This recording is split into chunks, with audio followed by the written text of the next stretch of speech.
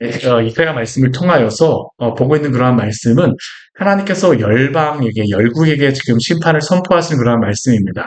13장부터 시작해서 계속적으로 열국에 대한 그러한 심판에 대해서 말씀하시는데, 근데 우리가 이 열국에 대한 그러한 심판은 이사야 선지자뿐만 아니라, 선지서뿐만 아니라, 사실 모든 그러한 선지서에서 공통적으로 다 나오는 것입니다. 이스라엘 백성에게만 그 하나님의 말씀을 선포하시고 그 죄를 선포하시는 것이 아니라, 열국들에 대하여서 하나님께서 선포하세요. 특별히 이사야 선지에서는 중요한 한 가지의 주제가 있는데 무엇에 대해서 하나님이 말씀하시냐면 믿음에 대하여서 말씀하십니다. 믿음. 하나님만을 믿을 것을 하나님께서 요구하시는 겁니다. 지금 오늘 새벽의 말씀과 어제 우리 새벽의 말씀에 보았던 말씀은 어떤 나라에 대하여서 열국에 대한 심판을 말씀해 보았었냐면 구스와 애굽에 대하여서 우리가 살펴보았었습니다. 구스와 애굽, 특히 구스와 애굽이 같이 나오는 이유 중에 한 가지가 뭐냐면요. 지금 이사야 선지자가 지금 이 말씀을 전하고 있는 시대에는 애굽의 왕조가 계속 동일한 왕조로서 한 왕조가 계속 다스린 것이 아니라 애굽이라고 하는 그러한 나라의 이름은 같이 가졌을지 모르겠지만 계속 왕조가 바뀌었었습니다. 때로는 이 왕조 저 왕조 바뀌었었는데 그게 애굽인들뿐만 아니고요. 때로는 이방 민족이 그 왕조를 이룰 때도 있었습니다. 이사야 선지자 때가 그랬어요. 특히 이사야 선지자 때는 오늘날 에디오파에 있었던 그 구스 민족이 이 이집트 애굽에 와서 그 왕조를 이루고 다스릴 때였습니다. 그렇기 때문에 하나님께서는 구스에 대해서 말씀하시면서 바로 애굽에 대하여서 말씀하세요. 왜냐하면 구스에 대하여 말씀하시는 것이 바로 애굽에 대하여 말씀하시는 것이기 때문입니다. 근데 이 애굽이라고 하는 나라는 어떠한 나라냐면 참 이게 애증의 나라예요. 생각해보게 되면 이스라엘 백성에게는 이스라엘 백성이 그 출애굽에서 구원을 받을 때에 그들을 그 종살이 시켰던 민족이 어떤 민족입니까? 애굽 민족입니다. 애굽에서 구원을 받은 것이잖아요. 그렇죠? 근데 그 애굽의 그러한 백성들은 이스라엘을 그 압제하고 또한 종살이를 시켰던 나라이기도 하지만 근데 참 아이러니한 것이 이스라엘 백성들이 어려움에 빠질 때마다 또 도움을 청하러 갔던 민족이 또 어떤 민족인지 아십니까? 애굽입니다. 애굽. 이집트. 참 아이러니하죠? 하나님께서 신명기에서 말씀해보게 되면 병마를 구하러 애굽으로 내려가지 말라라고 하나님께서 말씀하셨는데 이스라엘 사람들이 끊임없이 의지하였습니다. 근데 하나님께서 이사야 시대에 하나님이 말씀을 주셨던 그 이유 중에 한 가지가 뭐냐면요. 이 이사야 시대 때 이 아수르라고 하는 강력한 나라가 내려오면서 그 위에 있었던 북쪽에 있었던 아람, 북이스라엘도 다 멸망하였습니다. 남아있는 것은 남유다의 아스 왕이 이 아수르와 이 화친 정책을 취하여서 겨우 살려줬어요. 조공 국가로서 남아 있었던 것이죠. 그런데 이렇게 조강국가로 남아 있으면서 아하스 왕이 죽고 나서 누가 왕이 됐냐면 히스기야가 왕이 되었습니다. 근데 히스기야가 왕이 되고 나서 이 아수르에게 계속 종을 바치는 그러한 것으로서 속국으로 쓰이는 것은 그가 옳지 않다고 생각했어요. 그래서 그가 어떻게 했냐면 독립적인 그러한 일들을 하려고 하다 보니까 그가 어디에 도움을 청하였을까요? 애굽에 도움을 청하였던 겁니다. 근데 하나님께서 이 열국에 대한 심판을 하나님께서 말씀하신 건 무엇이냐면요. 앞에 말씀해 보게 되면 애굽이 의지해야 될 대상이 아니라 애굽조차도 하나님을 믿음으로 말미암아 구원받아야 될 대상임을 하나님이 말씀하여 주십니다. 애굽도 그 안에 여러 가지 문제가 있었고요. 이스라엘 도와줄 나라가 아닙니다. 그러면 오직 이스라엘을 구원할 수 있는 그런 분은 누구실까요? 하나님이십니다. 하나님. 오늘 이제 21절 말씀을 보게 되면 오늘 21절 말씀은 또 다른 한 민족에 대해서 이야기합니다. 나라에 대해서 이야기해요. 어떤 나라일까요? 오늘 말씀에서는 나라로도 나오지 않습니다. 우리 1절 말씀을 보게 되면 우리 같이 한번 1절 말씀을 같이 한번 읽어볼까요? 해변 광야에 관한 경고라. 적병이 광야에서 두려운 땅에서 내게 회오리 바람같이 몰려왔도다. 우리 이 21장에서는 어떠한 나라에 대해서 이야기하냐면요. 해변 광야에 대해서 이야기합니다. 해변 광야. 이 해변 광야는 도대체 어떤 민족, 어떤 나라를 의미할까요? 이게 바벨론을 의미합니다. 바벨론. 지금 이 해변 광야라고 이야기를 하지만 이 해변 광야가 어디인가라고 질문하게 되면 제가 바벨론이라고 말씀드렸지만 사실 이것의 배경이 있습니다. 이게 배경을 두 가지로서 생각하겠는데 첫 번째 이 바벨론에 대해 생각하는 것이 BC 539년에 그 느부갓네살이 다스렸던 그 바벨론으로 다 생각하는 그런 경우도 있습니다. 그런데 이 바벨론 대에서 볼 때, 이 아수르에 보게 되면, 아수르가 다스릴 때 보게 되면 바벨론이 두 번 일어납니다. 두 번. 어떤 때 일어났냐면 아수르가 강력한 그러한 시점, 아수르가 초기에 굉장히 강력한 나라를 이루었을 때에 바벨론이 한 번 있었고요. 근데 이때 한번 멸망하게 됩니다. 그리고 이후에 아수르가 좀 한 100년, 한 150년 지나고 난 다음에 그때 또다시 신바벨론이라고 해서 일어나요. 그때 일어났던 그러한 그 왕조의 대표적인 왕이 바로 이 느부갓네살이라고 하는 사람입니다. 근데 이 성경에 보게 되면 이제 예레미야라든가 우리 성경 말씀에 보게 되면 다니엘 시대에 느부갓네살이 나오지만 여기 말씀에 보게 되면요, 여기에서 말하는 그 바벨론은 그 느부갓네살 때의 그러한 바벨론이 아닙니다. 사실 여기에 나오는 이 바벨론은 어떠한 바벨론일까요? 아수르의 초창기, 아수르가 강력할 때에 있었던 그러한 바벨론입니다. 특별히 역사적인 배경을 제가 잠깐 설명드리게 되면 BC 600, 한 700년 정도에 이 바벨론이 일어나게 되어지는데요. 그 바벨론의 그 왕이 오늘 말씀에도 보게 되면 나오는데 모로닥 발라단이라고 하는 그런 왕이 나옵니다. 여기 말씀이 아니고 뒤에 말씀에 보면 나와 있어요. 그 모로닥 발라단이라고 하는 그런 바벨론의 왕이 나오는데, 근데 그 모로닥 발라단의 그러한 바벨론이 왕이었을 때에 아수르에서 침을 당하여서 멸망할 때 그러한 시대, 그 바벨론이 바로 오늘 말씀에 나와 있는 그러한 때입니다. 이 1절 말씀과 같이 이 바벨론을 왜 해변 광야라고 이야기를 하였을까요? 지역적으로 바벨론이 위치하였던 곳이 오늘날 페르시아만 있잖아요. 그곳이기 때문입니다. 이란, 요 밑에 부분에 있는 유브라테스강 그 하구 쪽에 있었던 그 지역에 있었던 그러한 나라가 바로 바벨론이었기 때문입니다. 그런데 왜 광야라고 말씀하십니까?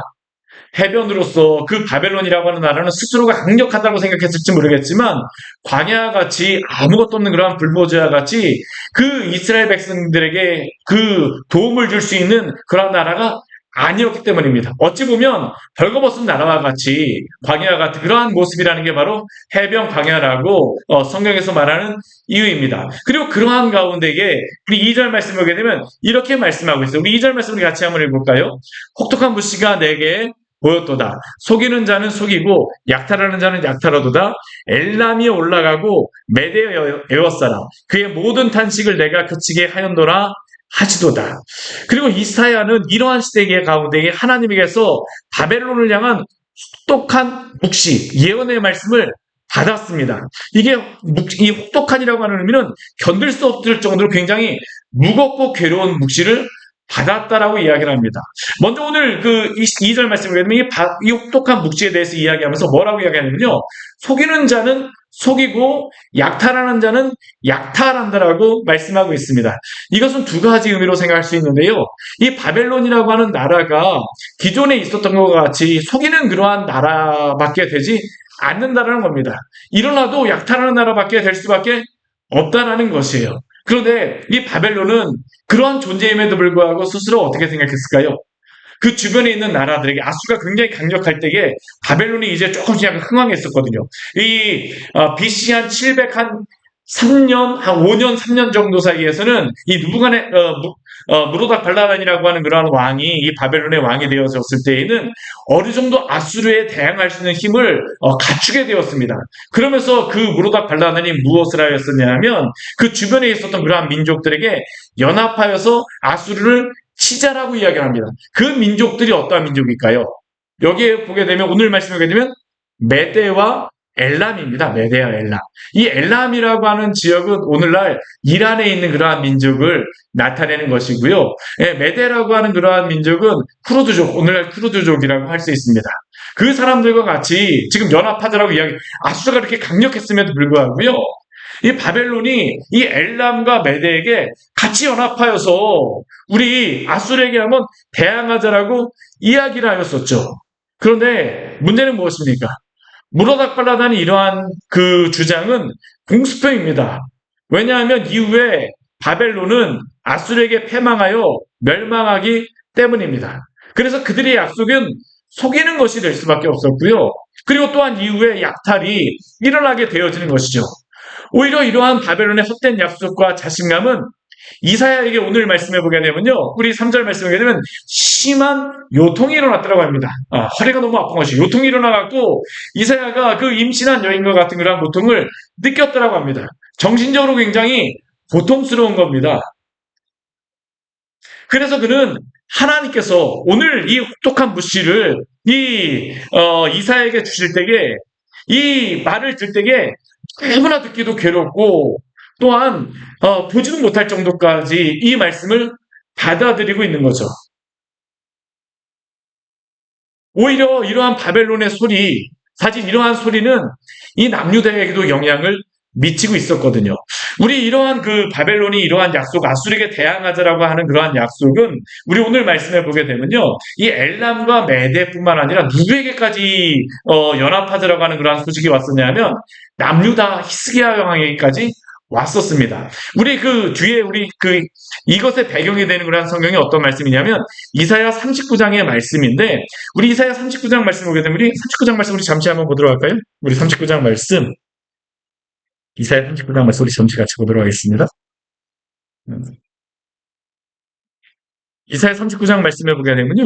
이러한 말씀이 있습니다. 우리 39장 1절 말씀 같이 한번 볼게요. 우리 39장 1절 말씀 같이 한번 읽겠습니다. 같이 읽습니다. 그때 발라단의 아들 바벨론 왕 무로닥 발라단이 히스기야가 병들었다가 나았다 함을 듣고 히스기야에게 금과 예물을 보낸지라. 우리 그 이사야 39장 말씀은 어떤 말씀 뒤에 나오는 거냐 하면 이 아수르의 그 사네리방이 그 이스라엘 남유다를 쳐들어와갖고 모든 그 지역을 다 초토화를 시키고요. 오직 예루살렘만 남아있을 때 하나님이 히스기야 왕과 예루살렘을 구원하셔서 하룻밤에 18만 5천 명을 하룻밤에 치시잖아요. 그렇죠? 그 말씀 알고 계시죠? 그 말씀 다음에 오늘 그 이사야 말씀에서는 뒤에 나와 있는데 역사적인 사건으로 보게 되면요. 그 순서로 되어져 있지는 않습니다. 원래는 역사적으로 보게 되면 어떠한 사건이 먼저 있었냐면 이 39장에 이 사건이 먼저 있었던 겁니다. 이 바벨론의 무로닥 발라단이 히스기야에게 사신을 보냈어요. 그리고 그때에는 왜 사신을 보냈었냐면 히스기야 왕이 병에 걸렸다가 낫게 되면서 히스기야 왕이 하나님이 그렇게 살려주었다는 그런 이야기를 무로닥 발라단이 듣게 되자 그 축하한다라고 하면서 잘 되었다라고 하면서 사신을 보낸 것이죠. 그러면서 이 말씀을 보게 되면 히스기야가 왕궁에 있는 그 보물들과 그 성전에 있는 그런 모든 보물들을 보여주었다라고 하는데 그때에 이 히스기야에게 보낼 때에는 어떤 사건이 있으면 아까도 말씀드린 것처럼 이 사내립 전쟁 전이었습니다. 왜 이렇게 사신을 보냈을까요?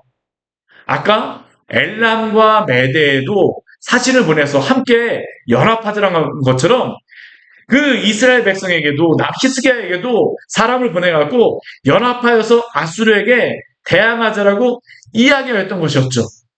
그런데 사실 이러한 제안은 어떻습니까? 히스기야에게는 그것이 위로가 되어지고 그것이 희망이 되어졌을지 모르겠지만 오늘 4절과 5절 말씀을 보게 되면 이렇게 우리 이사야 우리 21장 4절과 5절 말씀을 보게 되면 이렇게 말씀하고 있어요. 내 마음이 어지럽고 두려움이 나를 놀라게 하며 희망의 서광이 변하여 내게 떨림이 되도다.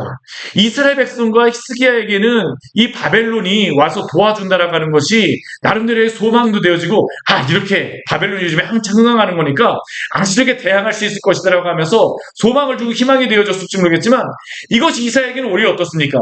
어지럽고 두렵게 하고 놀라게 하는 이유가 되었어요. 왜요? 바벨론이 도움이 아니었었거든요. 히스기야는 무엇합니까? 오늘 5절 말씀에 오게 되면 그들이 함께 모여서 식탁을 베풉니다. 파수꾼을 세우고 먹고 마시자고 이야기합니다. 그래, 이렇게 하면 우리가 아수르에게 대항할 수 있을 것 같아. 히스기야는 이러한 것을 들었을 때 어떤 생각이 들었을까요? 하나님이 이렇게 이 무로닥 반란을 통하여서 대항할 수 있는 그러한 상황을 주셨을 수도 있겠구나. 근데 이사야는 알았습니다. 결코 이 바벨론의 무로닥 발라단이 이 남유다를 구원할 수 있는 그러한 도움이 되어지지를 않아요. 오히려 이것은 이사야에게는 정신만 혼란하게 합니다. 왜요? 히스기야라든가 그 귀족들이 이사야의 이야기를 듣는 것이 아니라 오히려 이 바벨론의 이러한 사람들의 이야기를 듣고 그들과 연합하려고 하는 것이죠. 근데 오늘 이러한 때에 하나님께서 이사야 선지자에게 6절 말씀을 보게 되면요.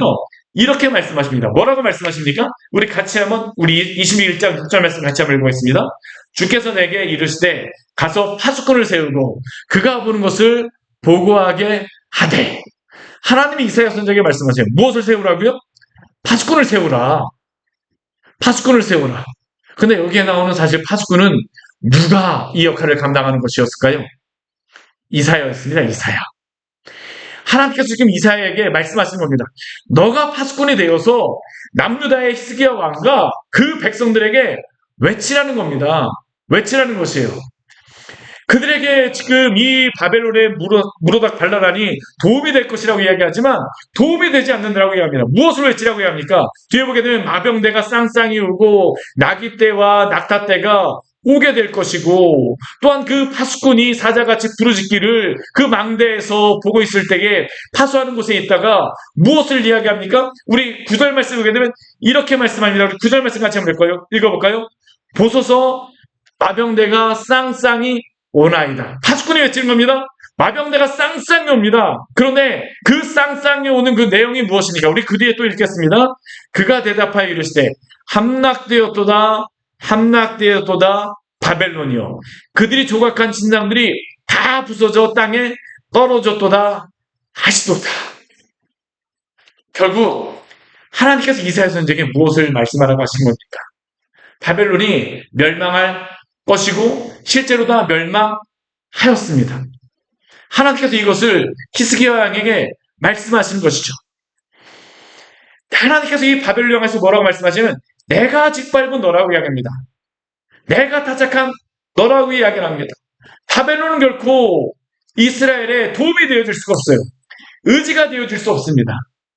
그런데 오늘 이 말씀은요, 단순히 남유다의 히스기야 왕과 그 백성들에게만 하시는 말씀이 아닙니다. 오늘 함락되었도다 함락되었도다 바벨론이여라고 하시는 이 말씀은 어디에도 기록되어져 있는 말씀인지 아십니까? 요한계시록에 이 말씀이 나와 있습니다. 요한계시록. 사실 이 말씀은요, 요한계시록의 그 천사가 외치는 소리입니다. 우리 요한계시록 이 말씀 같이 한번 볼게요. 오늘 이 말씀을 보게 되면요, 오늘 이 말씀이 우리에게 하시는 말씀입니다. 우리에게 하시는 말씀이에요. 우리 요한계시록 18장 말씀 보도록 하겠습니다. 요한계시록 18장. 요한계시록 18장.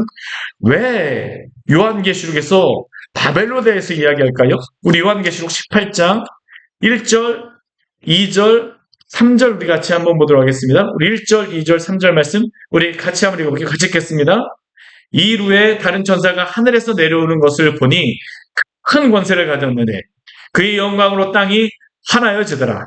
힘찬 음성으로 외쳐 이르되 무너졌도다 무너졌도다 큰 성 바벨론이요 귀신의 처소와 각종 더러운 곳이 모이는 것과 각종 더럽고 가증한 새들이 모이는 곳이 되었도다.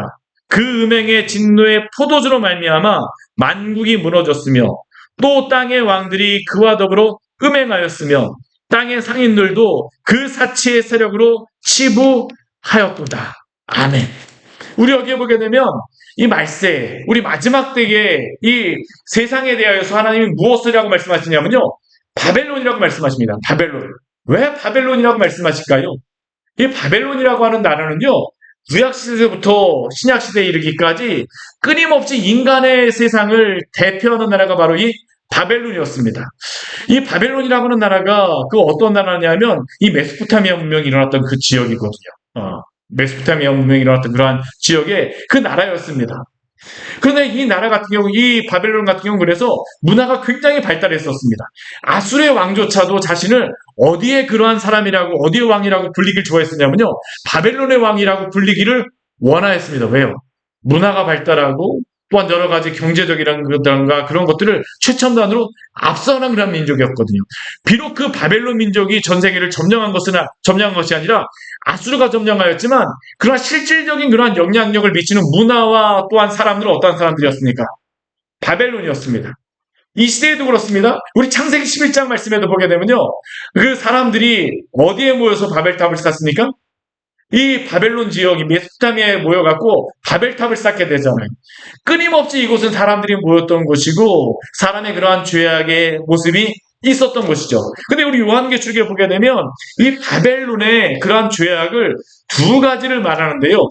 아까 우리 그 요한계시록 18장 3절 말씀해 보게 되면 진노의 포도주로 말미암아 만국이 무너졌다라고 하는데 그 진노의 포도주로 말미암아 바벨론이 무너뜨린 두 가지 죄가 있습니다. 첫 번째 무엇입니까? 음행입니다. 음행. 여러 가지 음란한 그러한 죄악들. 두 번째는 어떤 죄악일까요? 우리 3절 뒤에 보게 되면 상인들의 사치. 결국에 바벨론이라고 하는 나라는 두 가지의 죄가 흉악하였던 그러한 것입니다. 여러 가지 물질 문명, 또 하나는 무엇입니까? 방탕함의 그러한 문명이 결국에 이 바벨론에 가득하였다는 것이고, 결국 이러한 것들이 결국 무엇입니까? 오늘날에도 이 시대 가운데 사람들이 의지하는 것 아닙니까? 오늘날 한번 세상을 보십시오. 이 세상 사람들에게 가장 큰 우상이 무엇일까요? 돈 아닙니까? 돈? 제가 며칠 전에도 어떤 분을 만나갖고, 제가 잠깐 말씀을 전한 적이 있었는데, 근데 그분도 그 교회를 다니시다가 안 다니시는 분인데, 근데 그분도 인정하는 것 중에 한 가지가 뭐냐면요. 자신이 여러 가지 부자가 되기도 하고 많은 것들을 얻기는 했지만, 근데 그분조차도 이 세상의 지금 우상은 돈이라고 이야기합니다. 실제로 오늘 이 시대 보십시오. 돈 때문에 미워하기도 하고, 돈 때문에 사랑하기도 하고, 심지어는 돈 때문에 그 사람을 살리기도 하고요. 돈 때문에 죽이기도 합니다. 돈 때문에 가족이 하나가 되기도 하고, 돈 때문에 헤어지기도 합니다. 돈 때문에 만나기도 하고, 돈 때문에 정말 완전히 얼굴도 보지 않고 가족끼리도 담을 쌓기도 하죠. 돈. 오늘날 이 시대의 우상이 바로 무엇입니까? 돈입니다, 돈. 또 한 가지 이 시대를 꿰뚫고 있는 또 한 가지 그러한 죄악이 무엇입니까? 음행이잖아요, 음행. 동성이라든가 여러 가지 간음의 그러한 죄들. 이 시대에는 제가 예전에 대학교 다닐 때는 교회마다 또 이야기했던 것 중에 한 가지가 뭐냐면요. 혼전순결에 대해서 이야기 많이 하겠었습니다. 근데 오늘날 보십시오. 교회에서 혼전순결에 대해서 청년들에게 이야기하기가 쉽지 않습니다. 왜냐하면 이 혼전순결이라고 하는 것 자체가 사실 전혀 문화적으로 맞지 않는 것처럼 생각되거든요. 심지어는 무엇이라고 얘기하냐면 살아봐야지 이 사람하고 살 사람인지 안 살 사람인지를 알 수 있다라고 이야기합니다. 전혀 성에 대한 그러한 것들이 전혀 그 순결함에 대해서 생각지 않죠. 근데 바벨론이 바로 그랬습니다. 바벨론은 죄가 바로 그것입니다. 두 가지의 죄. 방탕함과 이러한 물질 문명. 근데 이스라엘 백성도요, 우리 보게 되면 하나님께서 이스라엘 백성들을 화이슬 진절하고 이사야 말씀해 보게 되면 이들의 죄에 대해서 말씀하시는 그러한 부분이 있는데, 거기에 더욱은 이사야 5장 말씀에도 보게 되면 그 이스라엘의 죄에 대해서 말씀하시는 첫 번째 죄가 무엇인지 아세요? 바로 이 물질 문명에 대한 죄였습니다. 땅을 잇고 집에 집을 잇고 가옥에 가옥을 이으며 나만 이 땅의 모든 것들을 다 취하겠다. 탐욕의 그러한 죄. 또한 날마다 술 취하고 방탕함에 살아가는 그러한 죄악들. 근데 하나님께서 여기서 말씀하신 것이 무엇입니까? 바로 이 바벨론에 대해서 말씀하시는 것은 이러한 것을 의지하였던 이스라엘과 또한 오늘 우리에게도 이 말씀을 주시는 줄 믿으시기를 바랍니다. 이러한 시대를 향하여서 하나님이 뭐라고 말씀하시는 것입니까? 외치라라고 이야기하십니다. 오늘 아까 6절 말씀을 보게 되면 주께서 내게 이르시되 파수꾼을 세우라고 말씀하시잖아요. 이사야에게 이 바벨론의 그 심판에 대해서 말씀하시는 것은 바로 이것에 대해서 외치라고 이야기하는 것입니다. 오늘 교회도 그렇습니다. 성도도 그렇습니다. 이렇게 타락하고 완악한 시대 가운데에 우리가 정말로 찾아야 될 분이 바로 하나님 것을 외치라는 것입니다. 이 세상의 물질이나 음란함이 이 세상의 주인이 되어진 것이 아니라 바로 교회와 성도는 하나님 앞에서 순결한 자로서 또한 이 파수꾼과 같이 또한 이 역할을 감당해야 될 줄 믿습니다. 이 역할을 감당해야 될 분이 사람이 누구입니까? 바로 교회와 성도입니다. 저와 여러분이 이 역할을 잘 감당하기를 원합니다. 이사야에게 주셨던 사명이 또한 우리에게 주신 사명입니다. 근데 오늘 말씀을 보게 되면요, 우리 11절에서부터 우리 17절까지의 말씀을 보게 되면 두 민족에 대해서, 이 바벨론에 대해서 말씀하시고 나서 두 민족에 대해서 말씀하세요. 어떤 민족입니까? 두마에 대해서 말씀하십니다. 두마. 근데 이 두마는 어떤 곳이냐면 뒤에 보게 되면 우리 11절 말씀에 되면 두마에 관한 경고라라고 하면서 사람이 어디에서 부른다고 합니까? 세일에서 나를 부른다라고 합니다. 이 세일이라고 하는 지역은 어떤 지역이냐면 에돔 사람들이 에서가 머물렀던 지역이 바로 이 세일입니다. 이 두마는 그래서 이 에돔 지역을 이야기하는 겁니다.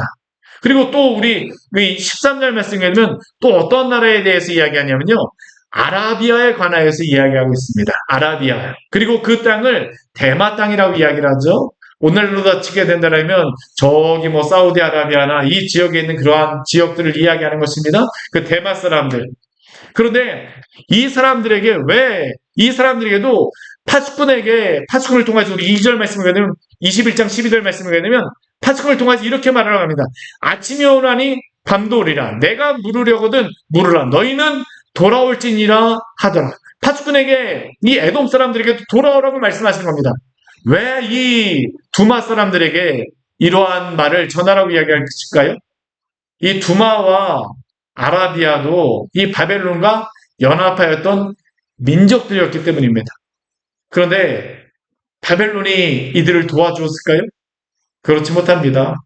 우리 앞에서도 오늘 말씀에 보았었지만 우리 앞에 말씀해 보게 되면 엘람, 메데 그리고 또한 두마, 아라비아 그리고 또한 남유다에게도 말씀하시는 것이죠.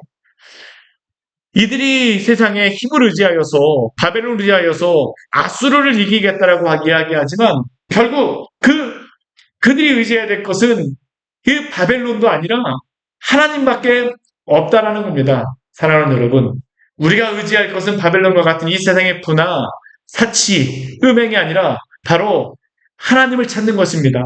이사야 5장에서 극상품 포도나무로 심겨진 이스라엘 백성에게 그 말씀하신 것과 같이 그들이 세상의 여러 가지 방탕함과 세상의 여러 가지 것들을 찾는 것이 아니라 정말로 하나님을 찾으며 하나님을 의지하는 그러한 백성들로서 우리가 살아가기를 원합니다. 세상에 속지 마십시오. 우리가 정말로 의지해야 될 분은 하나님이십니다. 같이 기도하도록 하겠습니다. 우리 오늘 말씀 같이 우리 생각하며 우리 기도하기를 원합니다. 오늘 이 바벨론에 대해서 말씀하시지만 이 바벨론의 특징은 바로 세상의 부와 음행에 대한 것을 나타냅니다. 오늘 우리도 그렇죠. 이 세상에 부유하기 위해서 여러 가지 것들을 찾고 또한 방탕한 것들을 찾아서 이 세상 사람들 살아갑니다. 이러한 시대 가운데 이러한 것들을 추구하며 우리도 살아가야 되겠습니까? 아닙니다. 우리는 이 세상의 그러한 부와 이 방탕함을 찾는 자들이 아니라 하나님을 찾고 하나님을 의지해야 됩니다. 하나님만이 우리의 진정한 피난처가 되어주시고 우리의 구원이 되어주십니다. 주님, 우리가 탐식게 피하오니 주께서 우리를 지켜주시고 당신의 교회와 성도를 세워 주시옵소서. 이 시간 주님 앞에 잠시같이 기도하도록 하겠습니다. 같이 기도하시겠습니다. 하나님 아버지, 오늘 말씀을 통해서 우리에게 귀한 은혜를 주니 감사를 드립니다.